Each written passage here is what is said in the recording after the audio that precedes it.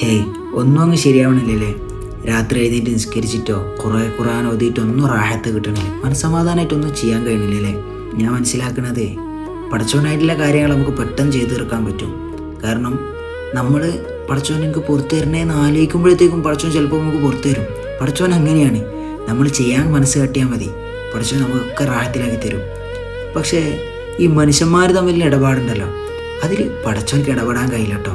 അത് അവരോട് തന്നെ ചോദിക്കണം. നമ്മൾ കാരണം നമ്മുടെ ഉമ്മയുടെ അപ്പയുടെ കണ്ണ് നന്നിട്ടുണ്ടെങ്കിൽ, നമ്മുടെ വേണ്ടപ്പെട്ടവരുടെ മനസ്സ് വേദനിപ്പിച്ചിട്ടുണ്ടെങ്കിൽ, നല്ല സുഹൃത്തുക്കൾ തമ്മിലുള്ള സ്നേഹബന്ധത്തിന് വിള്ളൽ വന്നിട്ടുണ്ടെങ്കിൽ, ആരുടെയൊക്കെ കണ്ണീരിന് നമ്മൾ കാരണമായിട്ടുണ്ടെങ്കിൽ അത് അവരോട് തന്നെ പൊരുത്തം ചോദിക്കണം. അല്ലാതെ അതിൽ പഠിച്ചവനിക്ക് യാതൊരു റോളും ഇല്ല.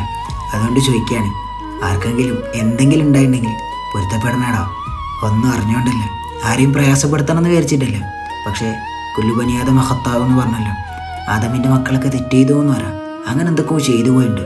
അതുകൊണ്ട് എല്ലാവരും പൊരുത്തപ്പെടുക, മനസ്സറിഞ്ഞ് പൊരുത്തപ്പെടുക.